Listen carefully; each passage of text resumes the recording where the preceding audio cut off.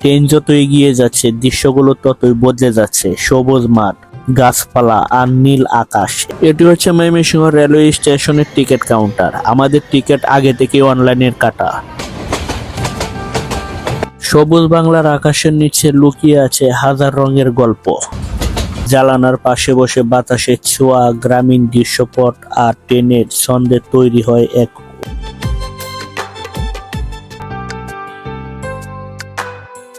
আজকে সকালটা শুরু করেছি দারুণ এক ভ্রমণের মধ্যে দিয়ে।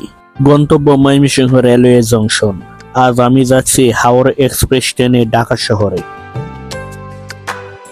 ময়মনসিংহ শহরের রাস্তাগুলি সবসময় প্রাণবন্ত, কিন্তু আমার মনে আজ একটা উচ্ছ্বাস। হাওড়া এক্সপ্রেস ট্রেনে চড়ে ঢাকা যাব। এটাই হচ্ছে আমাদের ময়মনসিংহ রেলওয়ে জংশন স্টেশন। ইতিমধ্যে স্টেশনে চলে এসেছি। এটি হচ্ছে ময়মনসিংহ রেলওয়ে স্টেশনের টিকিট কাউন্টার। আমাদের টিকিট আগে থেকে অনলাইনের কাটা। স্টেশনের ভিতরে প্রবেশ করার পরে দেখি আমাদের হাওড়া এক্সপ্রেস ট্রেনটি সময় মতো চলে এসেছে, কিন্তু এই ট্রেনটি এখানে ইঞ্জিন পরিবর্তন করে তারপর এখান থেকে ঢাকার উদ্দেশ্যে রওনা করবে। দেখতে পাচ্ছেন, এটি হচ্ছে আমাদের সেই আন্তনগর Howrah express train. Mymensingh railway স্টেশনটি আমার কাছে বরাবরই সবচেয়ে সুন্দর লাগে এবং প্রায় সময় এই স্টেশনে ঘুরতে চলে আসি। এটি হচ্ছে আমাদের ময়মনসিংহ জং, যেটি ময়মনসিংহ রেলওয়ে স্টেশন। দেখতেই পাচ্ছেন, মোহনগঞ্জ থেকে ঢাকা যাওয়ার উদ্দেশ্যে ময়মনসিংহ স্টেশনে আসার পর ট্রেনের ইঞ্জিন পরিবর্তন করতে হয়। দেখতেই পাচ্ছেন, সেটির কাজ চলছে।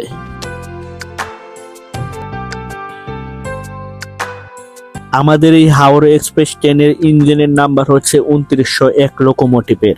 এই ইঞ্জিনটি কিন্তু আমাদের এই হাওড়া এক্সপ্রেস ট্রেনটিকে নিয়ে যাবে ঢাকার উদ্দেশ্যে। হাওড়া এক্সপ্রেস ট্রেনের টিকিট আমি 2 দিন আগে অনলাইনে কিনে রেখেছিলাম। যেহেতু আমাদের সিট আছে, তাই আমরা আমাদের বগিতে উঠে যাচ্ছি সিটে বসার জন্য। ট্রেনের সিটে বসে ময়মনসিংহ স্টেশনটি এক নজরে দেখে নিচ্ছি। সকালে শান্ত পরিবেশ, অনেকে অপেক্ষা করছে তাদের ট্রেনের জন্য, অনেকে কর্মব্যস্ততাই।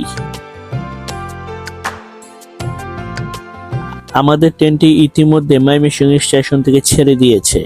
আসলে ট্রেনে ভ্রমণ করার মজাই আলাদা, আর জানালার পাশে সিট থাকলে তো কথাই নেই।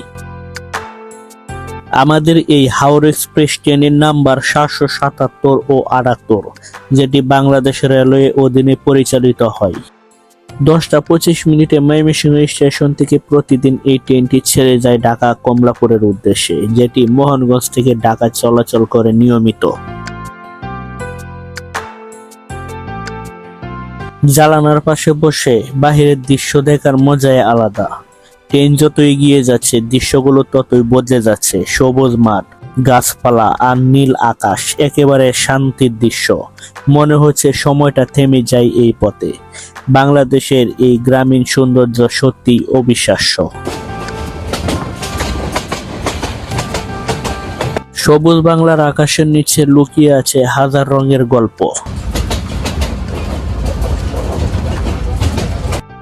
হ্যাঁ বন্ধুরা, আরেকটি কথা, আপনারা যারা ট্রেনে ভ্রমণ করবেন অবশ্যই টিকিট কেটে তারপর ভ্রমণ করবেন।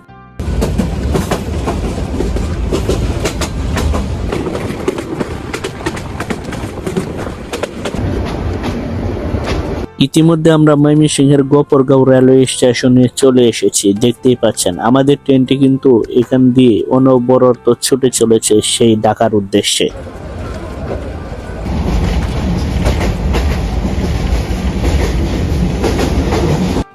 ট্রেনে ভ্রমণ মানে অন্যরকম অনুভূতি। জানালার পাশে বসে বাতাসের ছোঁয়া, গ্রামীণ দৃশ্যপট আর ট্রেনের ছন্দে তৈরি হয় এক অদ্ভুত শান্তি। আরেকটি জিনিস আপনাদেরকে না দেখালেই নয়, এই ট্রেনের বিভিন্ন সিটগুলোর অবস্থা এরকম। দেখতেই পাচ্ছেন, ছিঁড়া এবং ময়লা, এগুলোকে পরিবর্তন করা প্রয়োজন।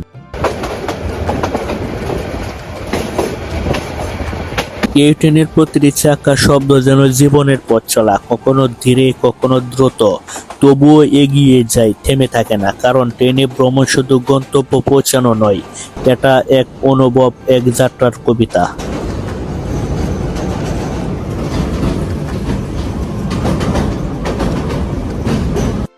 ময়মনসিংহ থেকে ঢাকা আসার পথে অনেক সৌন্দর্য উপভোগ করেছি। এভাবেই পৌঁছে গেলাম ঢাকা শহরে। কয়েক ঘন্টার এই যাত্রা ছিল অসাধারণ। প্রকৃতি, আকাশ আর ট্রেনের ছন্দে মিলিয়ে এক অন্যরকম অভিজ্ঞতা। যারা ট্রেনে ভ্রমণ পছন্দ করেন তাদের জন্য হাওড়া এক্সপ্রেস হতে পারে দারুণ একটি অভিজ্ঞতা।